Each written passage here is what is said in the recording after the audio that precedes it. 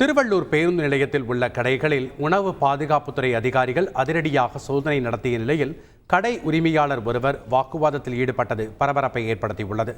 திருவள்ளூர் பேருந்து நிலையத்தில் உணவு பாதுகாப்புத்துறை மற்றும் நகராட்சி அதிகாரிகள் இணைந்து அதிரடி சோதனையில் இறங்கினர். அப்போது பேக்கரிகளில் காலாவதியான நிலையில் இருந்த 10 கிலோ கேக், 100க்கும் மேற்பட்ட மிக்சர், பிஸ்கட் பாக்கெட்டுகளை பறிமுதல் செய்தனர். இதேபோல் லேபிள் இல்லாமல் விற்கப்பட்ட ஜூஸ் வகைகள், அதிக நிறமூட்டி சேர்க்கப்பட்ட 5 கிலோ கோழி இறைச்சி உள்ளிட்டவற்றையும் பறிமுதல் செய்து அளித்தனர். அப்போது வியாபாரத்தை கெடுத்துவிட்டு அபராதம் கேட்கிறீர்களா என கேட்டு உணவக உரிமையாளர் ஒருவர் அதிகாரிகளிடம் வாக்குவாதம் செய்தார். மேலும் அந்த உணவகத்தின் சமையல் அறையை பூட்டிவிட்டு சாவி இல்லை என கூறி ஊழியர்கள் காலம் தாழ்த்தியது அதிகாரிகளை கோபத்தின் உச்சிக்கே கொண்டு சென்றது.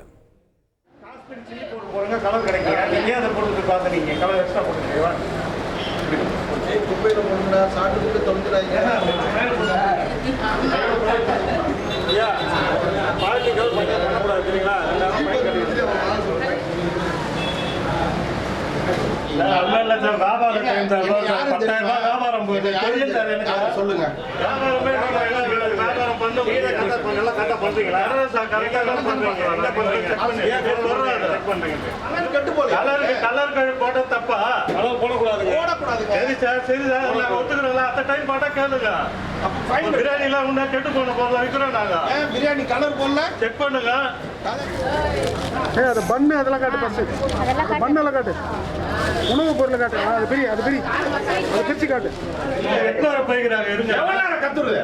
சாரி, அந்த கடையில் இருக்குது. வாயினார போய்க்கிறாங்க. இப்பதானே கூட்டினீங்க. நாங்க யாரா கூட்டுறாங்க போய்க்கிறானா? 60 எண்ணுவேன், அதுக்குள்ள வரணும். இல்ல கடை இழுத்து மூடிடுவேன். சொல்லிட்டு இருக்கேன் நானே. சிக்கன்ல கெட்ட சிக்கன்லாம் வித்துட்டு இருக்கீங்க. கம்ப்ளைண்ட் மேல கம்ப்ளைண்ட். மேலும் போலியாக ஒரு சாவியை அதிகாரிகளிடம் கொடுத்த நிலையில் பூட்டை திறக்க முடியாமல் திணறிய அதிகாரிகள் ஒரு கட்டத்தில் பூட்டை உடைக்கவும் முயன்றனர். பின்னர் கடை உரிமையாளரை எச்சரித்து சென்றனர்.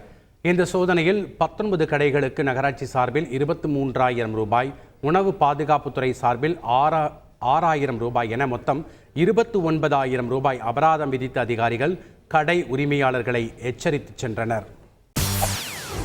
செய்திகளை உடனுக்குடன் தெரிந்து கொள்ள உடனே சப்ஸ்கிரைப் பண்ணுங்க.